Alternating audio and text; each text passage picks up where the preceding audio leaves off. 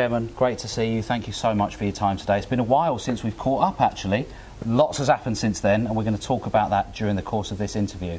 But just getting started, first and foremost, I look back at the conversation we had last year, and there was one particular moment we sat in the gym on the exercise bikes, and you told me your target for Bromley Football Club for last season was to finish in the top 3. And that's exactly what happened. After a bit of a difficult start to the season, yeah. It kicked on, didn't it? It did.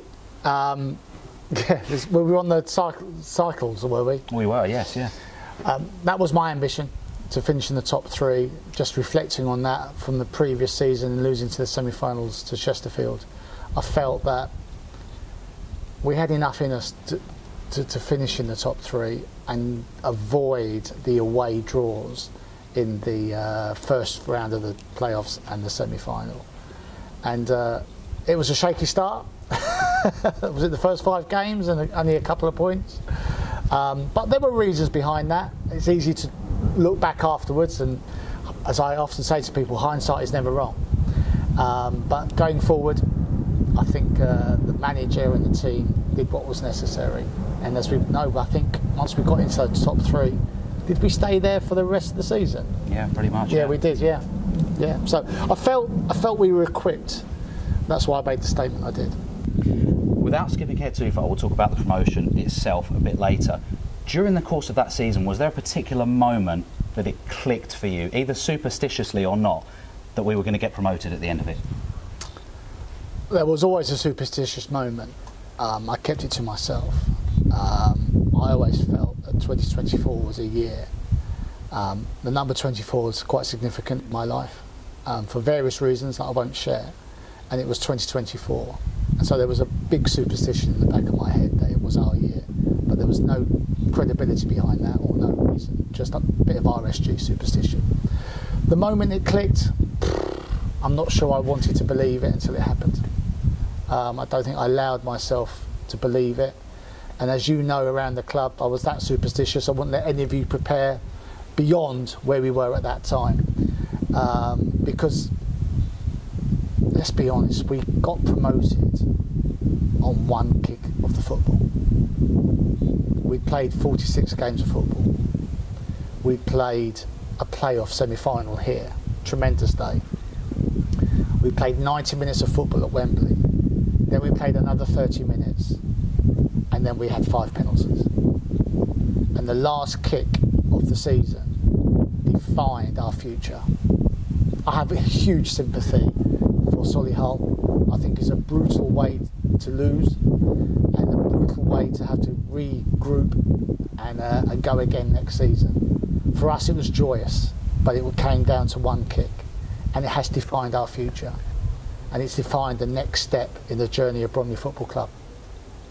Looking back at the last handful of years, we got to that eliminator at Hartlepool shortly after the pandemic. We got to the eliminator a couple of years after, then got to the semi-final at Chesterfield. This time, no need for eliminators, straight to the semi-final. You referred to that day as a tremendous day just a moment ago. What are your memories of that match, particularly in front of a packed-out crowd going 1-0 down as well? I thought for the first time we were nervous as a football team in the first half, and that was the first time that I thought, oh, ow. The crowd's taken effect, the players realise what's on the line, because there was a lot on the line. It was a lovely sunny day, the crowd was superb. I think we have to thank our manager and then our players, because whatever he said at half time was what he's paid to do. He said something or he installed something, and you were there. They came out a different team, and that second half, those 3 goals, wow, I'm feeling emotional now just thinking about it. That's probably my best time here at Hayes Lane. With all the fixtures we've had and the other semi-finals and so forth, I think that moment when the 3rd goal went in and I knew how much time was left, I thought, we're going to Wembley. We're going to go and take our chance. That was quite significant. Moving on then, and to the day itself, that famous day, 132 years of Bromley Football Club history and a first ever promotion to this level of football. I think I know what you're going to say here, but what were your memories and emotions on that day? I hated every moment of it. Everyone knows. As I said just now, it's brutal for the team that lose and joyous for the team that won. So much was on that game of football. So I didn't enjoy it at all. And remarkably, we were never behind in the game. You know, even through the penalties, we were never behind. But for some reason, I always felt that. And then I have to say, once Webby struck that ball and it went into the net, then I grabbed my oldest boy Max, and he held me because he knew I collapsed. And my emotions came out, and that was it. We'd done it. That was an objective I'd set. I haven't been private in that, and there we are. We've achieved it. It was wow. And something else that was wow were the supporters in great number. We've been there 3 times in the last 6 years. The first ending in heartbreak, and the last 2 in a fantastic result. The fans were great, weren't they? I think they deserve huge credit. They came out in their numbers. I know how much it meant to the team. The support was far overwhelming to our opposition support. It also showed me the catchment we have, how many people really exist that support Bromley Football Club. And that's another objective for us and another target for us, to get them all back here at Hayes Lane and fill this out week in, week out, which just goes to show that the supporters are there. If we can give them something to be pleased and proud about, then they will come and support us. So yeah, it was brilliant to see them all there. One thing that makes me laugh is people a couple of weeks after that asking, have you come down yet? Have you come down yet? Because the reality was, we enjoyed the Sunday night. Monday morning it was straight back to work. Lots of stuff happening in and around the stadium, including what we're stood on right now. Yeah, there was one, as you know, I didn't organise anything to be done should we go up, apart from I had to have a contractor ready to take up the artificial surface and start seeding the ground and growing grass. We're standing on it now.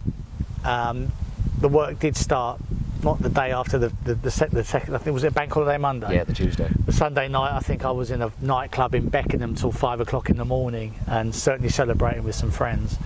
We had the Monday off, I think, where we all watched the game again, because we hadn't really watched it live, and then we started work here on the Tuesday, and from then onwards it has been non-stop. So the pitch is a pretty obvious piece of work that's had to go on, but there's a lot of things that might not meet the eye necessarily from the outside. What other works have been going on around the ground? Obviously we had an artificial surface here. Now that was a huge revenue generator for the football club. Obviously allowed the community to partake in its use. So we've got ourselves a piece of land just over that side behind the ground, and works are proceeding in order to relay that surface over there. So as well as the contractors here, that area is being prepared for that artificial surface to go down, and hopefully around October time we'll have that facility up and running again, so we can get the community use back in, and of course the revenues for the football club. Around the stadium, believe it or not, we've had to change the segregation of the way end. We need to provide some covered seating for our away fans. So because the build that we have for this stand, and that's another subject matter I'm sure you'll ask me about later, because that's not going ahead straight away, we have to do some temporary work in creating some seating area for the away fans. Now that's going into there. The crush barriers, believe it or not, weren't robust enough, so they've had to be changed and tested. Makes me laugh. They were strong enough in a National League game of football, but they're not strong enough in an EFL League game of football. Security lighting, toilet facilities, zonal areas. There's a lot of EFL requirements that we've had to adhere to in order to get ourselves ready.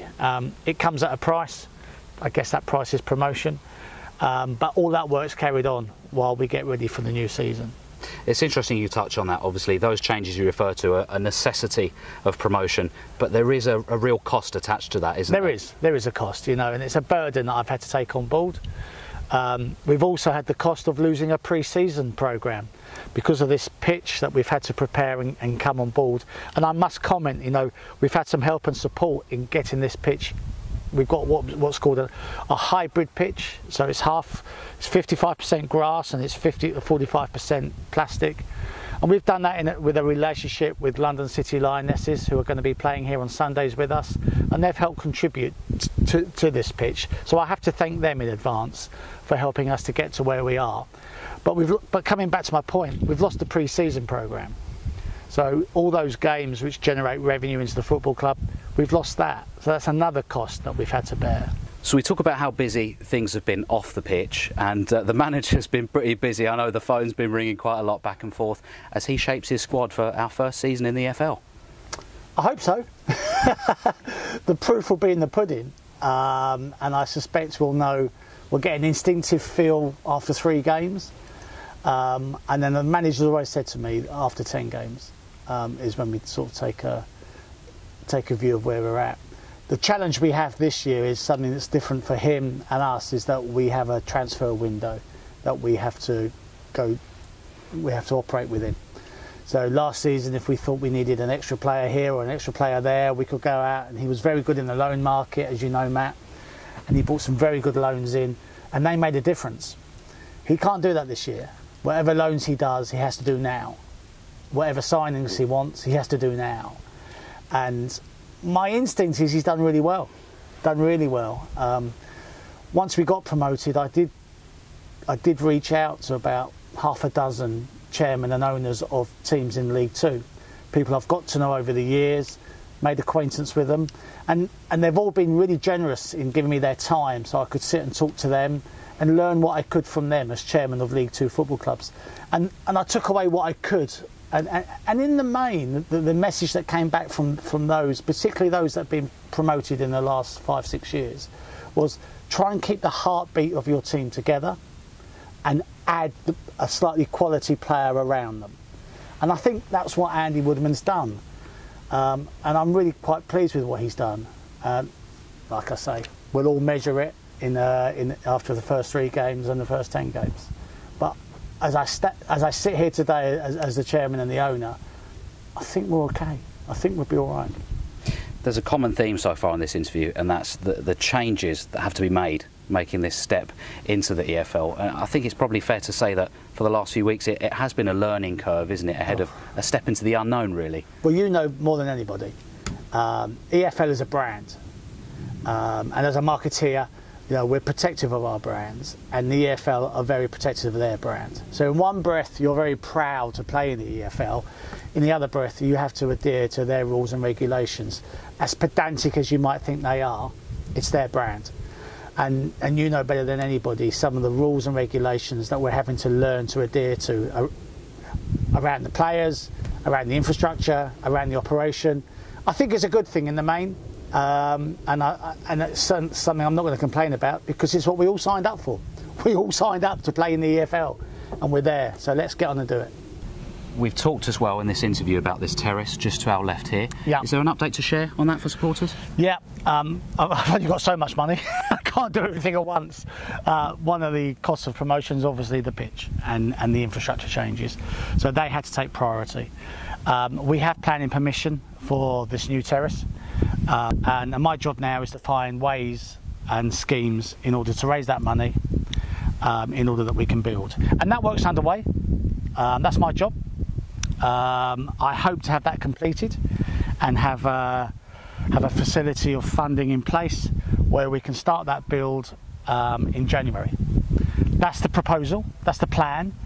By building in January, it means that we will have some disruption during the season. But it does mean that from January through to the start of the following season, we'll have a new stand ready for all the supporters, and that's why we will have a temporary structure for away fans at the far end until that build is done. As we've alluded to earlier in this interview, we sat in the gym last season. We talked about targets. Bit of a different ball game now. Do you have any targets for this year? Oh, that's a tough question, Matt. That's a tough question. I know my manager has. He's very bullish, and he sets some targets and some expectations, and he's done so with the players. I'm not sure I'm that equipped yet to make a target. I think we've got to accept that we're in we've got a new landscape ahead of us, new sets of teams to go and play against. I think we're travelling every other week. We might as well call it League Division 2 North. So we've got to get used to travelling and then playing again on the Tuesday, or travelling again on the Tuesday. We've got to get used to managing 22 players as a full squad. I think we've got to get used to playing at bigger stadiums, established football clubs like Doncaster Rovers and Bradford, you know, Tranmere. These are established football clubs. So I think we've got a lot of learning to do, and making sure that we do that whilst hold our own and work out what we really can achieve.